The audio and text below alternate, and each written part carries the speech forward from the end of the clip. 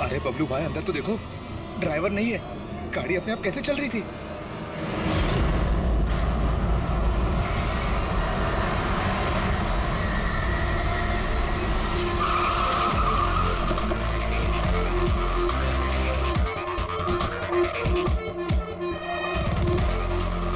सलाम साहब। क्या बात है? एक्सीडेंट के केस में सीआईडी को बुलाया तुम लोगों ने? सर मुझे लगा है नॉर्मल एक्सीडेंट नहीं है, इसीलिए। क्यों? ऐसा क्यों लग रहा? सर आइए खुद ही देख लीजिए, आइए।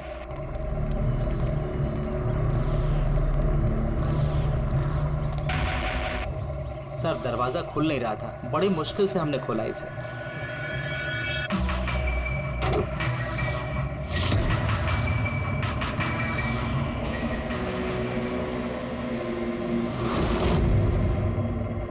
ये पहले किसने देखा? सर इन लोगों ने। मैं देखता हूँ। किसने देखा था पहले? क्या हुआ था? सर ऐसा पहले कभी देखा ही नहीं। गाड़ी में ड्राइवर नहीं था सर। गाड़ी में ड्राइवर नहीं था, गाड़ी अपने आप चल रही थी। अरे यार साफ साफ बताओ भाई। हाँ सर, गाड़ी में ड्राइवर नहीं दिखाई दिया और गाड़ी जाके सीधे पेड़ से टकरा गई। अरे क्या बात कर रहे हो? गाड़ी के अंदर ड्राइवर है, मना पड़ा है। नहीं सर, सच में गाड़ी में ड्राइवर नहीं था, नहीं तो ये गाड़ी मेरी भी गाड़ी को टकराते हुए बच गई। लाश की हालत से तो लगता है कि गाड़ी काफी स्पीड पे थी। सर गाड़ी बहुत स्लो थी, लेकिन इतनी स्लो में कोई मर कैसे सकता है? गाड़ी भी ऑटोमेटिक है, हर चीज ऑटोमेटिक है, सेफ्टी डिवाइस भी ठीक है।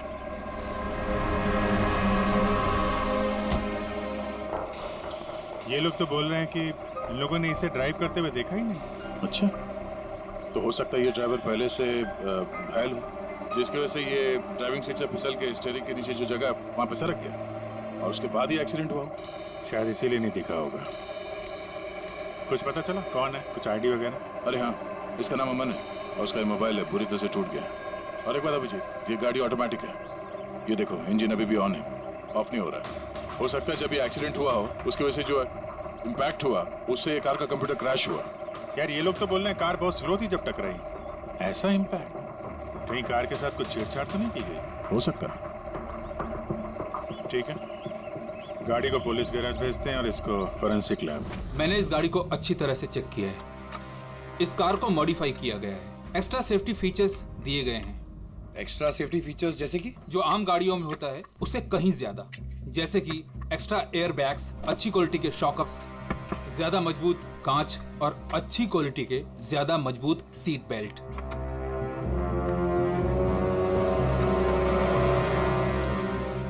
ये देखो, निकोटीन पैच। Nicotine patch? ये तो सिगरेट छोड़ने के काम में आता है ना? हम गाड़ी के सिस्टम को कंप्यूटर से लिंक कर सकते हैं? जी हाँ मैडम, एक मिनट।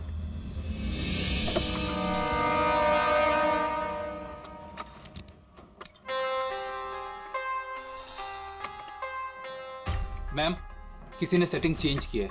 कार के सॉफ्टवेयर को हैक किया गया है।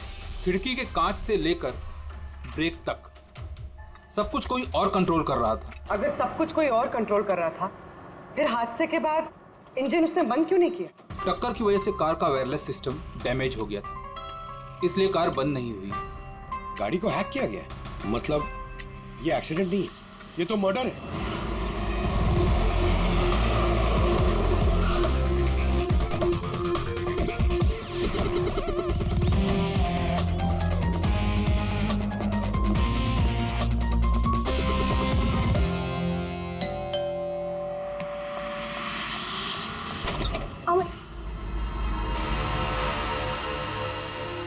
आप लोग? सीआईडी।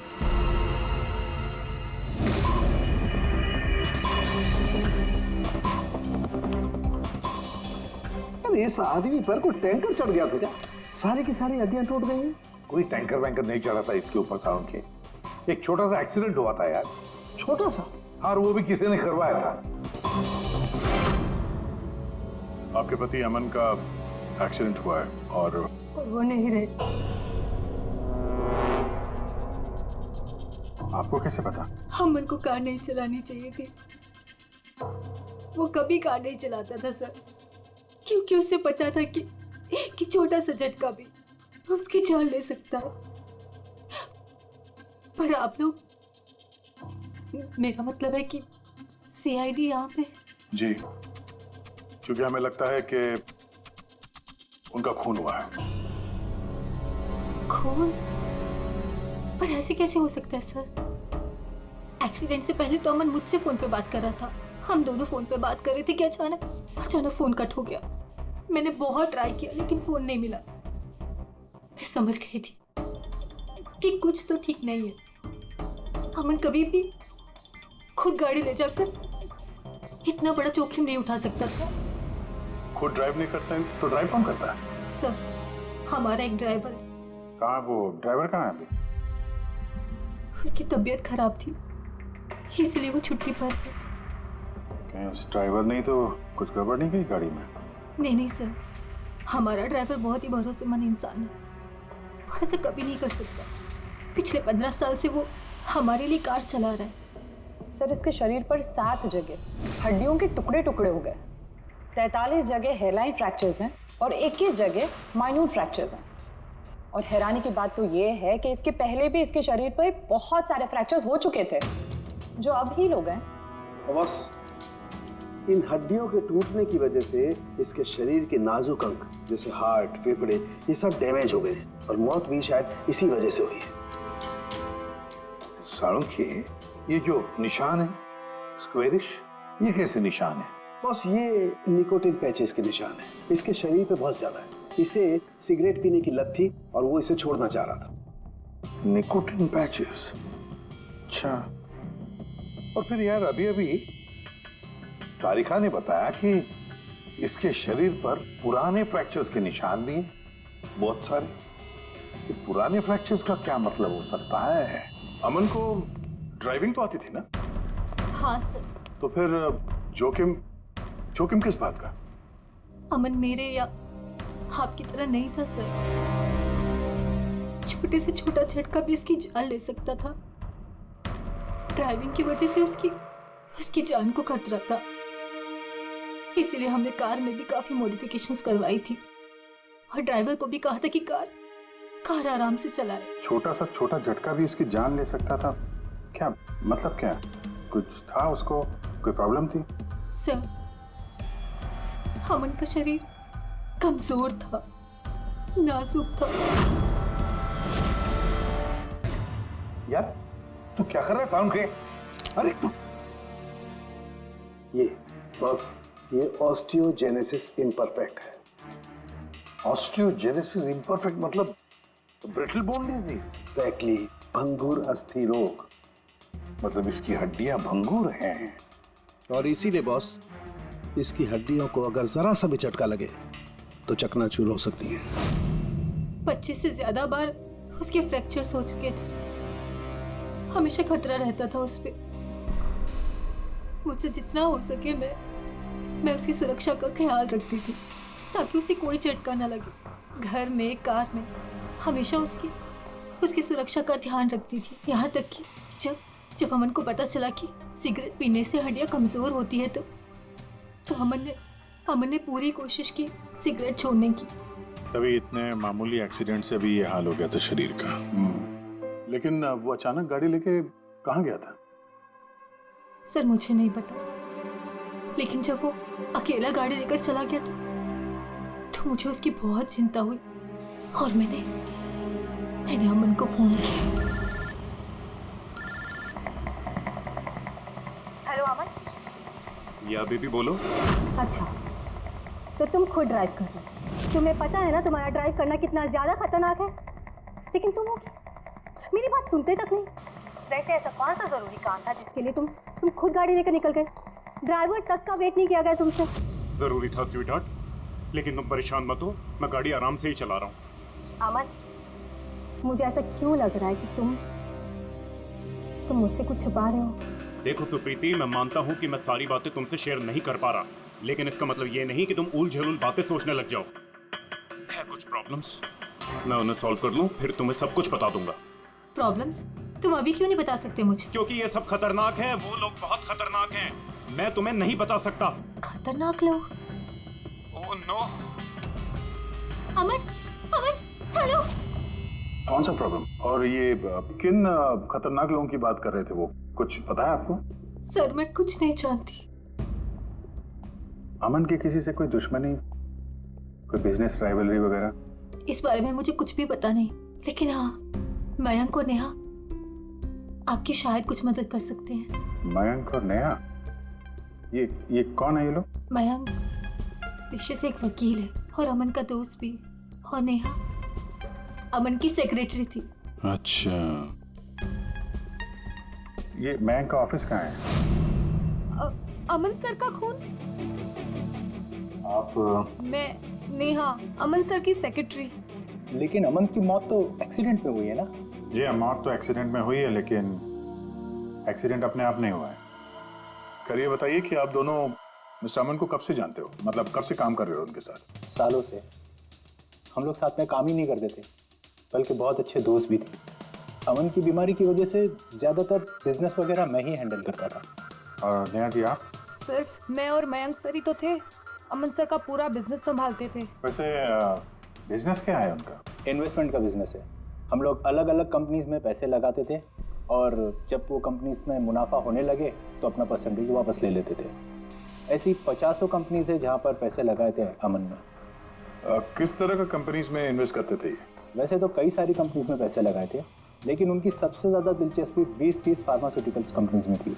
फार्मा कंपनी या दवाइयों की कंपनी? जी, ये कंपनीज बहुत नुकसान में चल रही थी, लेकिन आपको तो पता ही होगा अमन की बीमारी के बारे में। और ये कंपनीज उसी बीमारी का इलाज निकालने की कोशिश कर रही थी, और अमन का सपना था कि इस बीमारी का इलाज संभव हो जाएगा तो किसी और को वो तकलीफ नहीं उठानी पड़ेगी जो उसे थी। और सर, अभी तो उन कंपनीज में फ़ायदा भी होना शुरू हो गया था। कोई दुश्मनी, किसी से कोई लड़ाई झगड़ा? नहीं सर, ऐसा तो कुछ नहीं था। अगर कुछ होता तो वो मुझे ज़रूर बताते थे। अमन की वाइफ का कहना है कि पिछले कुछ दिनों में वो परेशान लग रहा था। आपको जानती? परेशान तो थे, मगर मुझे कुछ बताया नहीं। मुझे लगा काम का प्रेशर होगा बस। आपने बताया था कि दवाइयों की कंपनी जो नुकसान में चल रही थी, उनमें से कुछ को फायदा होने लगा था। सबको नहीं सर, शायद एक को। मुझे उसकी डिटेल चाहिए। जी, मुझे अकाउंट चेक करना होगा। ठीक है। और मुनाफे के अलावा कोई ऐसी बात जो आपको अलग लगी या फिर कुछ अजीब सी हो, वो भी बता दीजिएगा।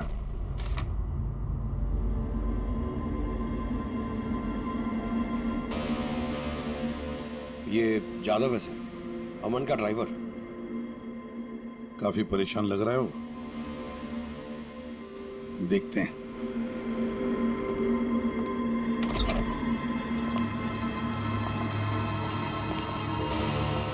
जादव? जी सर। अमन के ड्राइवर है ना? जी सर। क्यों, छुट्टी पर क्यों गए थे तुम? साहब, बीमार हूँ और अमन सर ने मुझे खुद छुट्टी दिया था। मिस्टर अमन को तुम ही लेके जाते थे ना? जी मैडम, अमन सर मेरे साथ ही जाते थे। कभी वो कोई टैक्सी वगैरह नहीं लेते थे। तो फिर तुम तो हमें बता सकते हो कि अमन साहब कहाँ कहाँ जाते थे, है ना? जी जी। ये देखो जादव, ये जगह पर उनकी मौत हुई थी। अब ये जो रास्ता है, ये कहाँ पर जाता है या फिर वो इस रास्ते पर कहाँ जा रहे थे, ये तुम्हें पता है? मुझे नहीं पता है। देखो, हमें पता है कि तुम इसके बारे में जानते हो। तुम्हारी भलाई इसी में है कि सीधे सीधे बता दो। जी मैडम। सुप्रीति मैडम से कुछ कहिएगा मत। वो सड़क के कुछ दूर पे एक मोटेल है, वहाँ हमेशा वो बार बार जाते थे। मोटेल में बार बार जाते थे? क्यों, इससे मिलने जाते थे? जी साहब, एक मैडम थी।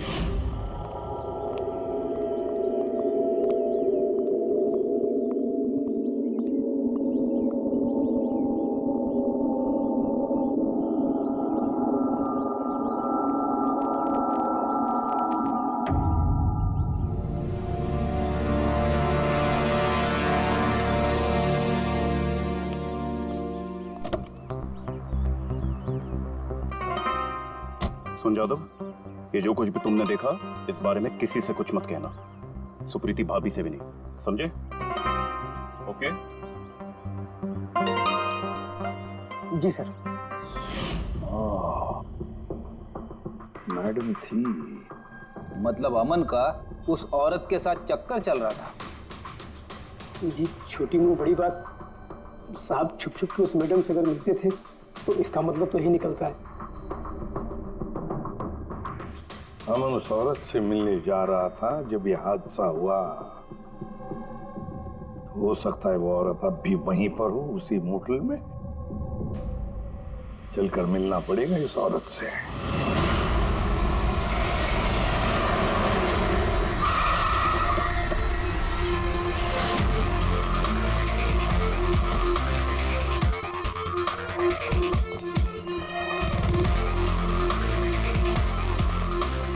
Excuse me.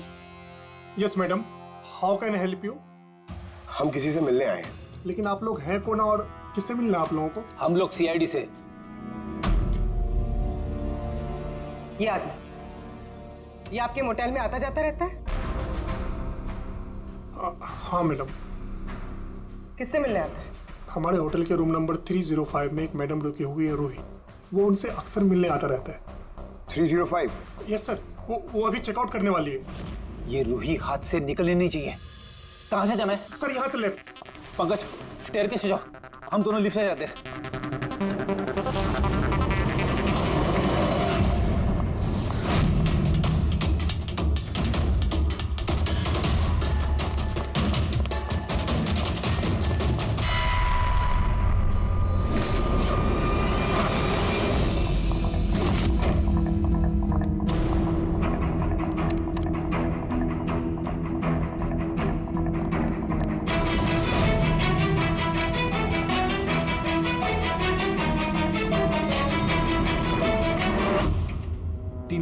सर उधर।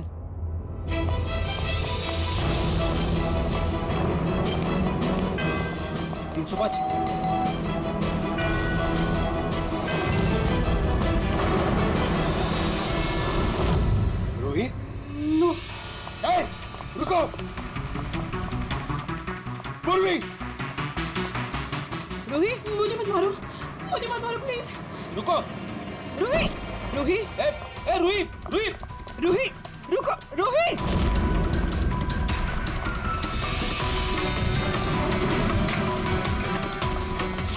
रुक जा। रूही, रुको। रुक जा। रूही, मार दो मुझे, लेकिन तुम लोग भी बच नहीं पाओगे। तुम लोगों का सच सबके सामने आ ही जाएगा। सच? कौन सा सच?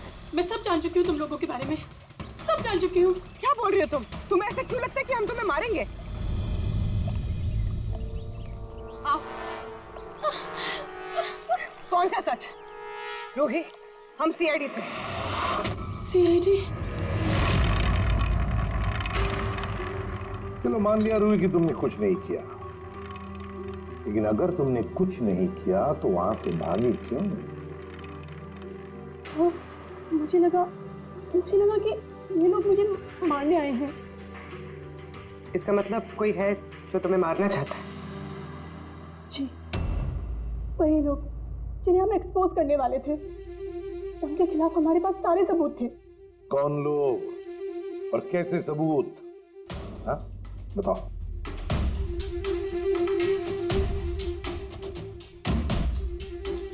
इसे तुम जानती हो ना, यमन है ना, इसी के साथ तुम मिलकर काम करती थी, इसी के साथ मिलकर तुम उन लोगों को एक्सपोज करने वाली थी जिसकी वजह से अमन की जान चली गई।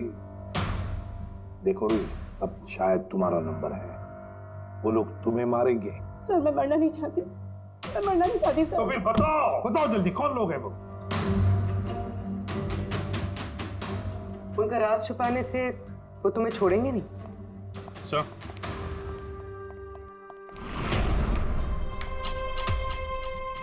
रूही, ये लो पानी पी लो, पियो। और मैंने जो कहा ठंडे दिमाग से सोचो, अपने बारे में सोचना जरूर। मैं आता हूं।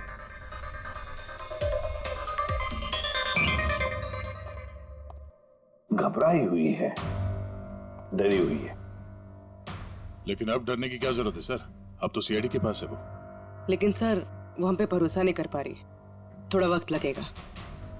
से जो अमन का वकील है मयांक, उससे क्या पता चला? सर अमन ने बहुत सारी दवाई की कंपनियों में पैसा लगाया था, लेकिन वो सब की सब घाटे में चल रही थी। एक कंपनी है जिसने अभी अभी फाइनली फायदा करना शुरू किया था, CRM फार्मास्यूटिकल।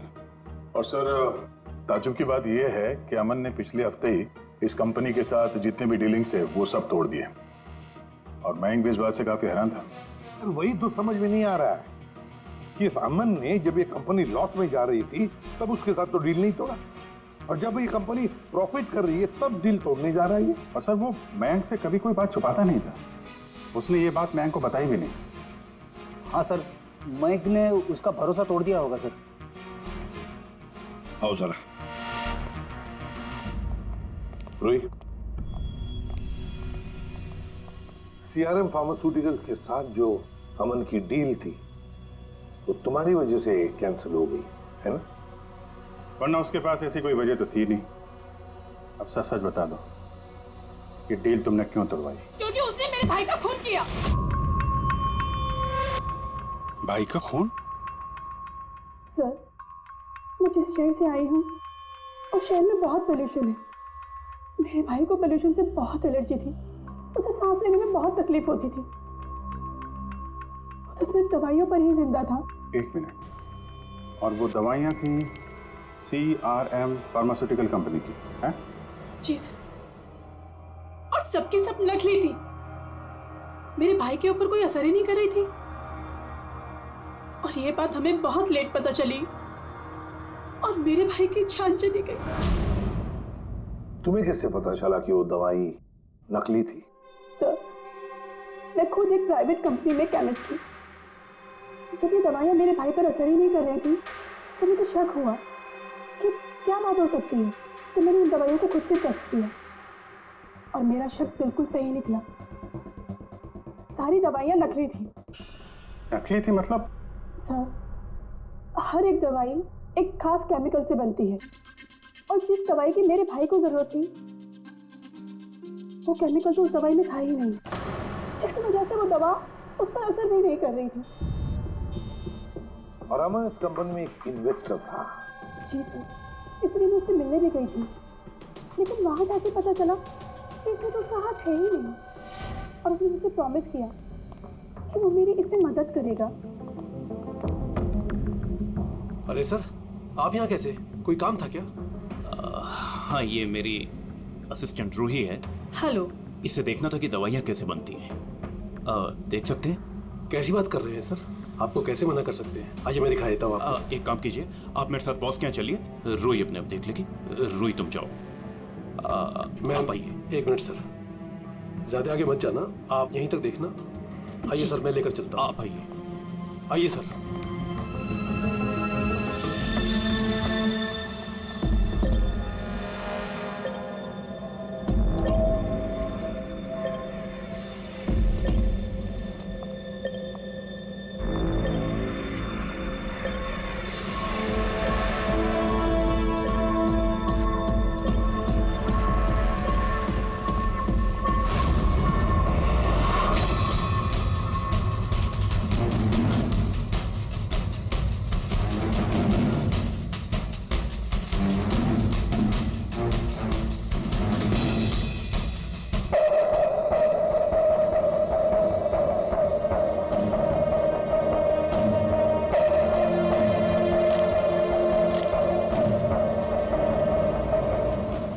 केमिकल है, लेकिन ये लोग यहाँ से बाहर क्यों लेके जा रहे हैं? और हमने सारे सबूत जुटा लिए थे और सारे सैंपल्स भी टेस्ट किए थे। एक बात तो पक्की है कि सामन की मौत और CRM फार्मास्यूटिकल्स का कोई ना कोई संबंध जरूर है। कुछ ना कुछ तो गड़बड़ जरूर है। बॉस, इतनी सुरक्षित कार होने के बावजूद इसकी हड्डियां कैसे टूटी ये पता चल गया। अच्छा सर, अमन के खून में से हमें एक ऐसा केमिकल मिला है जिससे एपिलेप्टिक फिट्स आते हैं, मिर्गी का दौरा। माय गॉड यार, अमन को तो ब्रिटल बोन डिजीज था। मिर्गी का दौरा आ जाके वो गिर जाता, उसकी हड्डियां टूट जाती, इसी की वजह से इसकी मौत हुई है। तो मतलब जिसने भी ये किया वो जानता था अमन के ब्रिटल बोन्स डिजीज के बारे में, उसने बड़े चालाकी से उसका नाजायज फायदा उठाया। पहले उसने अमन की गाड़ी का कंप्यूटर हैक किया और फिर एक्सीडेंट से पहले उसे उस केमिकल का इंजेक्शन दिया जिसकी वजह से उसे मिर्गी का झटका आ जाए। उसे मालूम था अमन किसी भी हालत में बच ही नहीं सकता। अगर मिर्गी का झटका आ जाता तो वो गिर जाता, जिसकी वजह से उसकी हड्डियां टूट जाती और वो मर जाता। अगर उसमें से भी बचता तो कार के एक्सीडेंट में से तो बच ही नहीं सकता था वो।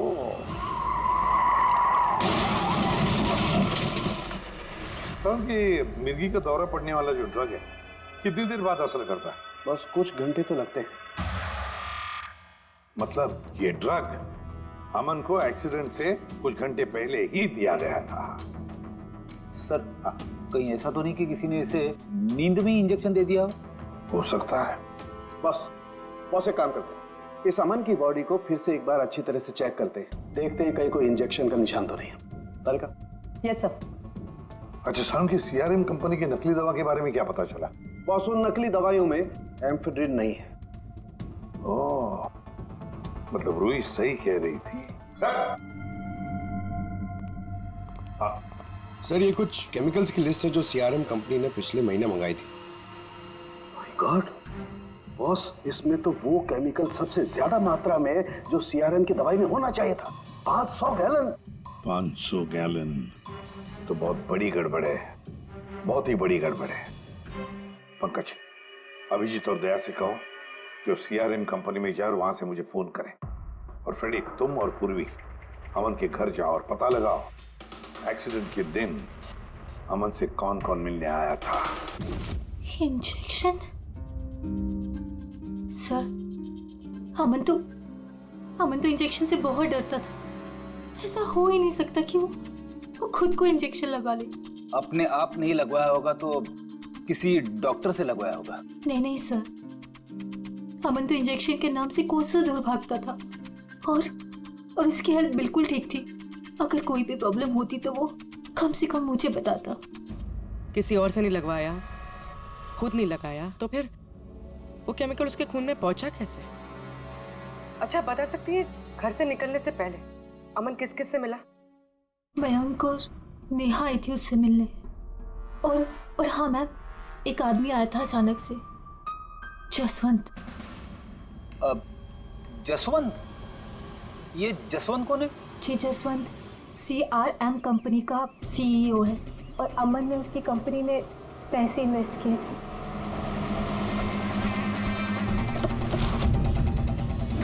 मिस्टर जसवंत, आप अमन के घर गए थे उससे मिलने के लिए उसके एक्सीडेंट के कुछ घंटे पहले? जी सर, मैं गया था लेकिन मिल नहीं पाया था। तो दरअसल उनकी वाइफ ने मुझे बताया कि वो सो रहे हैं, तो मैंने सोचा वो शायद मुझे अवॉइड करना चाहते होंगे, तो मैं वापस चला आया। पापा, अमन ने हमारे साथ बिजनेस डील कैंसिल की, फिर भी आप उससे मिलने गए थे? जी बेटा, क्योंकि मैं उनको वापस लाना चाहता था सर, वो हमारी नई यूनिट के लिए बहुत जरूरी था। तो जसवंत जी, जब आप अमन से मिलने उसके घर गए तो वाइफ सुप्रीति के अलावा वहां कोई और भी था? मैं जब गया तब तो वहां कोई नहीं था, लेकिन हाँ जब मैं वहां से निकला तो उनके लॉयर मिस्टर मयंक और सेक्रेटरी नेहा, वो दोनों जरूर उनके घर आए थे। अच्छा ठीक है, thank you very much. Boss ये देखो, ये निकोटिन पैच का हिस्सा और यहाँ पर देखो ये इंजेक्शन का निशान। खूनी ने यहीं से वो मिर्गी के दौरे वाला इंजेक्शन इसे दिया है। इसका ये हिस्सा सुन्न करके, हाँ, और वो इस पैच के जरिए। इसे इमला पैच कहते हैं। इमला पैच? ये बच्चों को इंजेक्शन लगाने से पहले लगाते हैं ताकि वो पर्टिकुलर एरिया सुन पड़ जाए और उन्हें दर्द ना हो। अब बस ये इमला पैच और ये निकोटिन वाला पैच, ये देखो बस, ये दोनों पैच एक जैसे दिखते हैं, बिल्कुल एक जैसे। हाँ, खूनी ने इस निकोटिन वाले पैच की जगह ये इमला पैच इसके हाथ पर लगाया, इसके हाथ का ये हिस्सा सुन्न कर दिया और बाद में मिर्गी के दौरे वाला इंजेक्शन यहाँ से लगा दिया, शायद तब जब वो सो रहा था। हाँ सर, ये कर कौन सकता है? जसवंत तो एक हफ्ते से अमन को मिला भी नहीं, तो फिर सर वो मयंक या फिर नेहा, वो तो नहीं। पंकज, ये खेल कौन खेल रहा है तो हम पता लगा ही लेंगे। अब हम भी एक खेल खेलेंगे, एक ऐसा खेल जिसमें जीत सिर्फ हमारी ही होगी, हमारी जीत।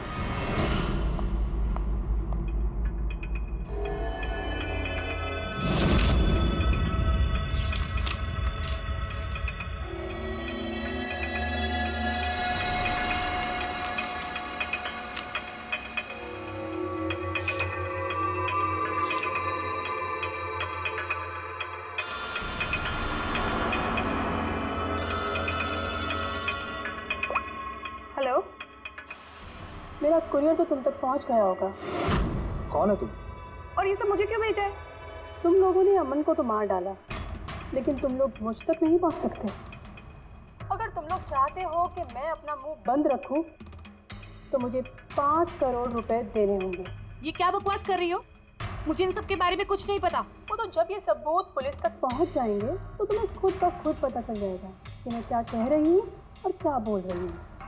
देखो देखो देखो, मैं कुछ इंतजाम करता हूँ, मुझे थोड़ा सा टाइम दे दो। ठीक है, तुम्हें 2 दिन का वक्त मिलता है, मैं फिर कॉल करूँगी।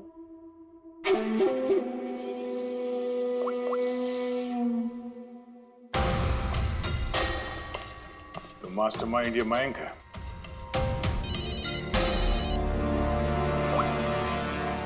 Hello Abhijit sir. सर मैं मयंक बोल रहा हूँ।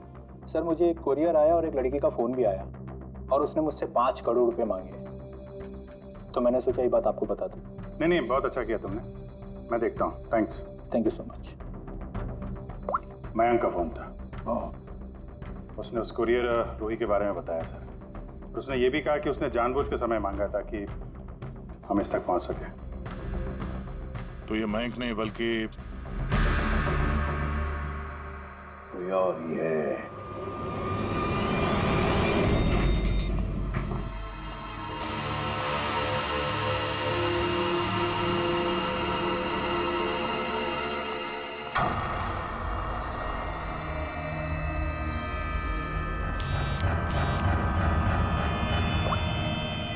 हाँ सर। पूरी इसने यहाँ पर नजर रखी है ना तुमने? हाँ सर, वो अभी अभी यहाँ से निकली है। कड़ी नजर रखना पूर्वी, बिल्कुल कड़ी नजर। अपनी नजरों से ओझल मत होने देना उसे। ये नेहा ही हमें उस खूनी तक पहुंचाएगी। सर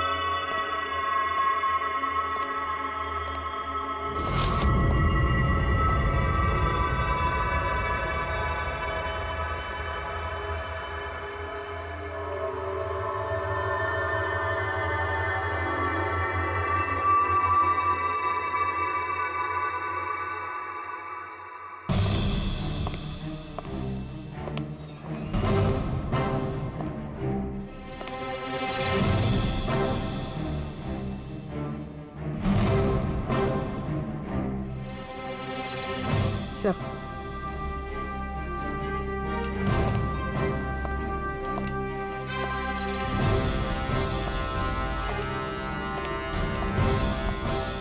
क्या हुआ? इतनी जल्दी में क्यों बुलाया? क्या है ये सब? ये सब क्या है? तुमने तो कहा था कि किसी को कुछ पता नहीं चलेगा। फिर हमारे बारे में ये लड़की सब कुछ कैसे जानती है? डोंट वरी बेबी, मैं सब संभाल लूंगा। मैं हूं ना। जैसे उस अमन को ठिकाना लगाया वैसे इस लड़की को भी ठिकाना लगा दूंगा। तुम टेंशन मत लो, ओके?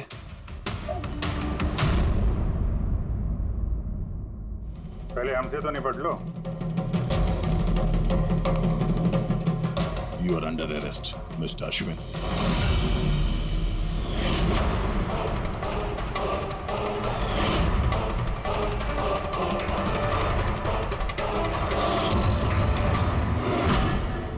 अश्विन के पास तो वजह थी, तुमने अपने बॉस का खून क्यों किया?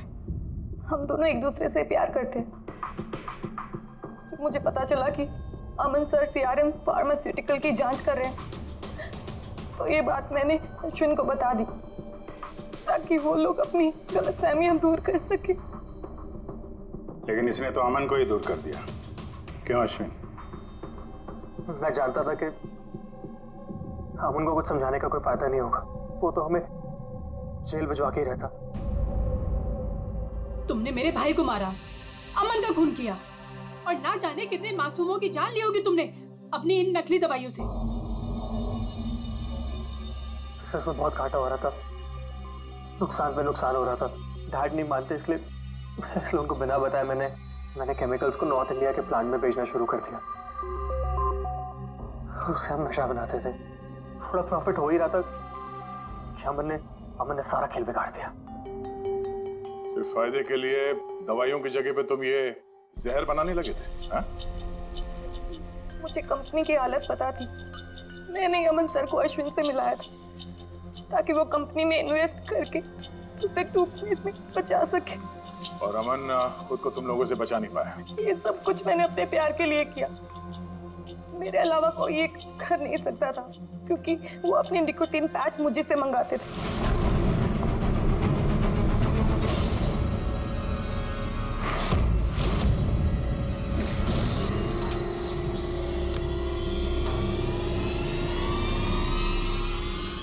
उसके अगले दिन जब हम अमन के घर पर गए, अरे आप ही गए? पर अमन तो सो रहे हैं, अगर कुछ इम्पोर्टेंट काम है तो मैं जगा देती हूँ। नहीं कोई बात नहीं, हम इंतजार करेंगे। ओके, मैं अभी आती हूँ।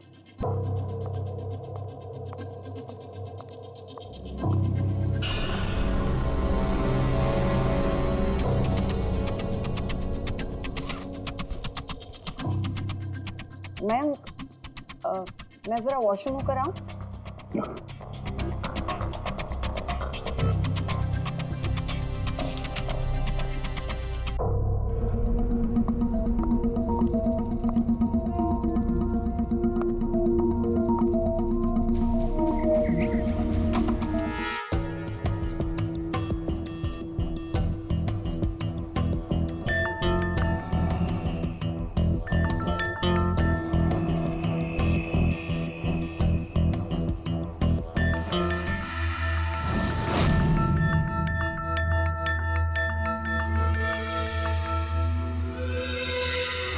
और वो दौरा उसकी कमजोर हड्डियों के लिए जानलेवा बन गया। और तुम चीफ टेक्नोलॉजी ऑफिसर, तुमने रिमोट कंट्रोल से अमन के कार के कंप्यूटर को हैक कर दिया और उसका एक्सीडेंट करवाया। कमाल का दिमाग पाया तुम लोगों ने, कमाल का दिमाग। काश यही दिमाग किसी अच्छे कामों में इस्तेमाल करते तो देश का भला हो जाता, समाज का भला हो जाता। पर नहीं, तुम्हारे इस टेढ़े दिमाग ने दो मासूम लोगों की जानें ली और पता नहीं कितने सैकड़ों लोगों की मौतें हुई तुम्हारी इस गलत दवाइयों की वजह से।